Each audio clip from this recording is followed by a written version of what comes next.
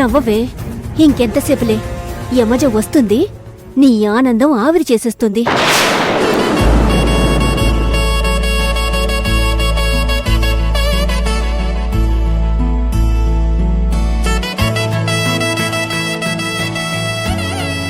భగవంతుడా, నా కావేరి అర్జున్లు కలకాలం నవ్వుతూ ఉండాలి. త్వరగా ఆ యమజ బారి నుంచి బయటపడాలి.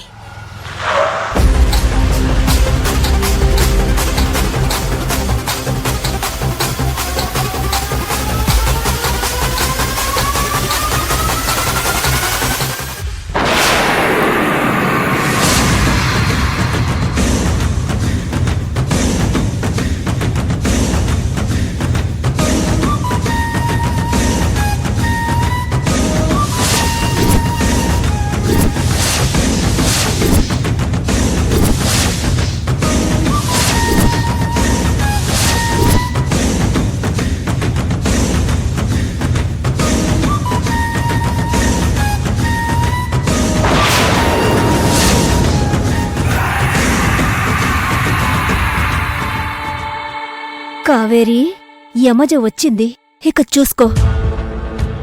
ఈ యమజ ఈడికెందుకొచ్చింది?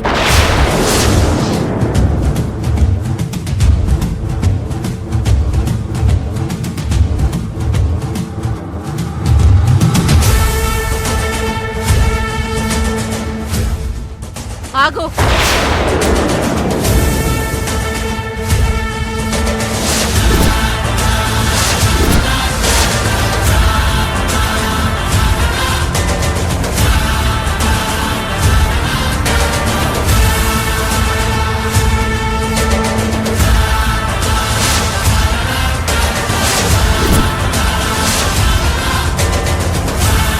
ఎందుకొచ్చినావు? పెళ్లికొచ్చిన గెస్ట్లకి వెల్కమ్ చెప్పాలి కానీ ఇలా క్వశ్చన్ చేస్తారా? నిన్నెవరు పిలిచిండ్రు ఇక్కడ? నేను.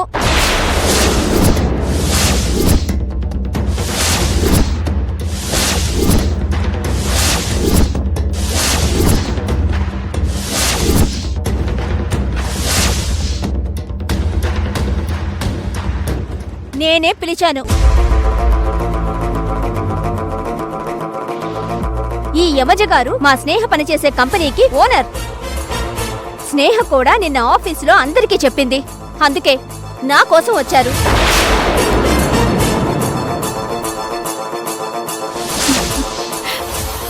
మేడం, రేపు స్నేహ మ్యారేజ్ అంట, సో అందరికీ స్వీట్స్ పంచుతుంది.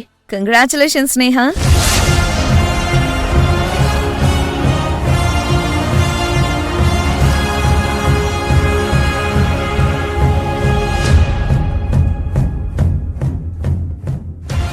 లావణ్య, స్నేహ అందరికీ ఆఫీసులో చెప్పినట్టే తనకి చెప్పుంటుందంతే.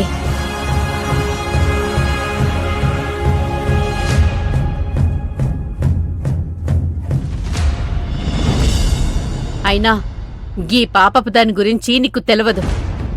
నన్ను చంపేస్తానని బెదిరించి నా కూతురు అల్లుడి దగ్గర సంతకాలు తీసుకుని వాళ్ళ జీవితాల్ని ఆగం చేసింది.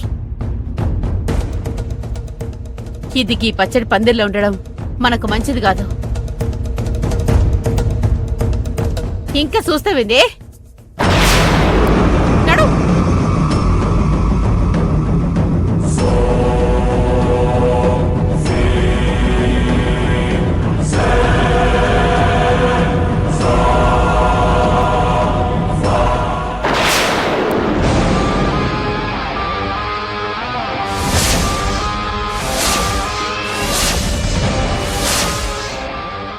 ఏంటండి మీరు చేస్తుంది?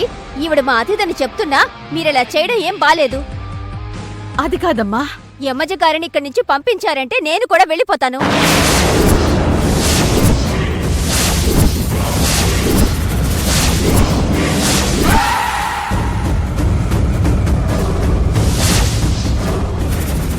నేను పిలిచిన గెస్ట్కి మర్యాద ఇవ్వకపోతే నాకు పోయినట్టే.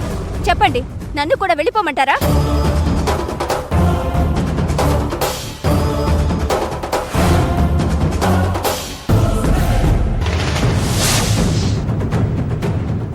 లావణ్య, నువ్వు ఊరుకోవే. ఏంటమ్మా ఊరుకునేది? ఆ కావేరి జీవితం నాశనం అయిందంటే అది తన కర్మ, అది తన దరిద్రం.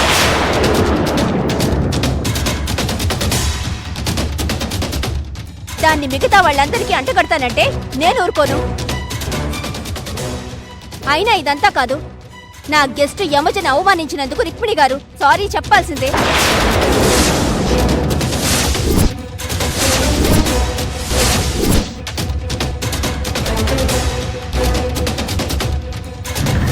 రుక్మిణి గారు యమజ గారిని మర్యాద చేసి కుర్చీలో కూర్చోబెట్టాలి. అక్క,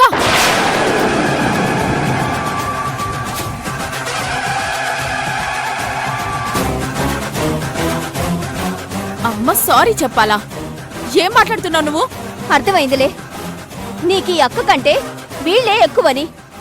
సరే అలాగే కానివ్వు, నేనే వెళ్ళిపోతాను. రండి యమజ గారు.